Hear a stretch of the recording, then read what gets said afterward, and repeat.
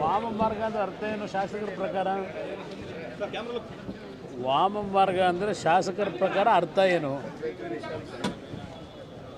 Members ಸಂಖ್ಯೆ ಇದ್ದಿದ್ದು ಎಲ್ಲಿ,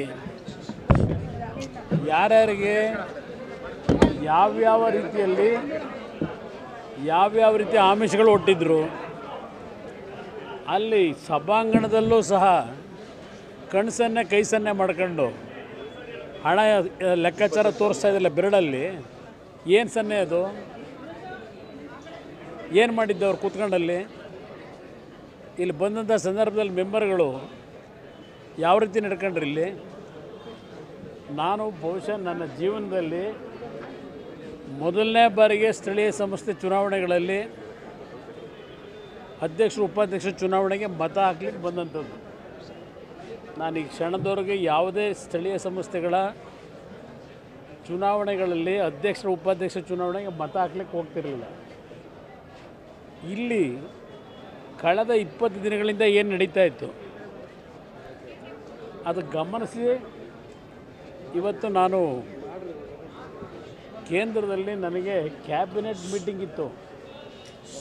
ಪ್ರಧಾನಮಂತ್ರಿಗಳ ಕಚೇರಿಯಿಂದ ಅನುಮತಿಯನ್ನು ಪಡೆದು ಇವತ್ತಿಲ್ಲಿ ಉಳ್ಕೋಬೇಕಾಯ್ತು. ನಾನು ಭಾಳ ಕೆಲಸಗಳು ಸಹ ಇತ್ತು ನನಗೆ. ಆದರೆ ಕಳೆದ 20 ದಿನಗಳಿಂದ ಇಲ್ಲಿ ನಡೀತಾ ಇದ್ದಂಥ ರಾಜಕೀಯವನ್ನು ಗಮನಿಸಿದ್ದಂಥ ಏನಿದೆ, ಇವತ್ತು ಆ ಹಿನ್ನೆಲೆಯಲ್ಲಿ ಪ್ರಥಮ ಬಾರಿಗೆ ಅಧ್ಯಕ್ಷ ಉಪಾಧ್ಯಕ್ಷ ಚುನಾವಣೆಯಲ್ಲಿ ಮತದಾನದಲ್ಲಿ ಭಾಗವಹಿಸಿದ್ದೇನೆ.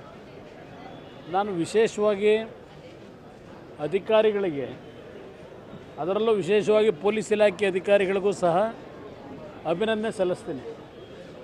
ಯಾಕೆಂದರೆ ಕಾಂಗ್ರೆಸ್ನ ನಡವಳಿಕೆ ಚುನಾವಣೆಯಲ್ಲಿ ಸೋಲ್ತೀವಿ ಅಂತಕ್ಕಂಥ ಒಂದು ವಾತಾವರಣ ನಿರ್ಮಾಣ ಆದಾಗ ಕಾನೂನುಗಳನ್ನು ಹೇಳಿ ನಮಗೆ ರಕ್ಷಣೆ ಕೊಡಲಿಕ್ಕೆ ಸಾಧ್ಯ ಇಲ್ಲ, ಭಾಳ ದೊಡ್ಡ ಮಟ್ಟದಲ್ಲಿ ಏನೋ ಆಗಿಬಿಡುತ್ತೆ ಅಂತೇಳಿ ಇಲಾಖಾ ಅಧಿಕಾರಿಗಳನ್ನು ದುರುಪಯೋಗಪಡಿಸಿ ಚುನಾವಣೆ ಮುಂದೂಡ್ತಕ್ಕಂಥಲ್ಲಿ ಎಕ್ಸ್ಪರ್ಟ್ಗಳವರು.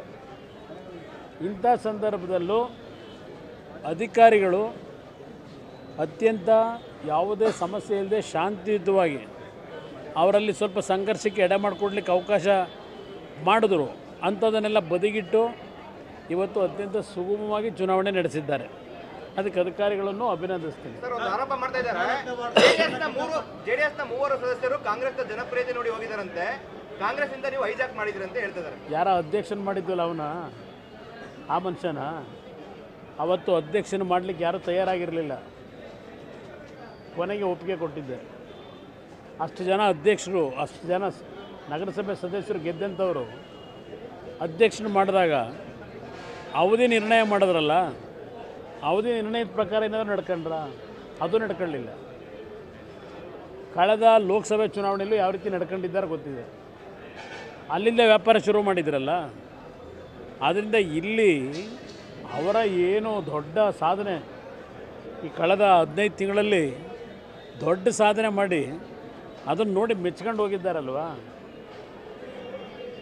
ನೀವು ಹೇಳೋದು ಅವರೆಲ್ಲ ಲೆಕ್ಕ ಅಲ್ಲಿ ಮತ್ತಾಗಿದೆ. ಇಲ್ಲಿ ಇನ್ನೂ ವ್ಯಾಪಾರ ನಡೆಸ್ತಾ ಇದ್ದಾರೆ. ಅದೇನೋ 100 ಕೋಟಿ ಆಫರ್ ಕೊಟ್ರಂತಲ್ಲ ಅವರಿಗೆ. ಇಲ್ಲೂ ನೋಡಿದೆ ಮೇಲ್ಗಡೆ ಕೂತ್ಕೊಂಡು ಕೈ ಬೆರಳಲ್ಲೇ ಸನ್ನೆ ಲೆಕ್ಕಾಚಾರ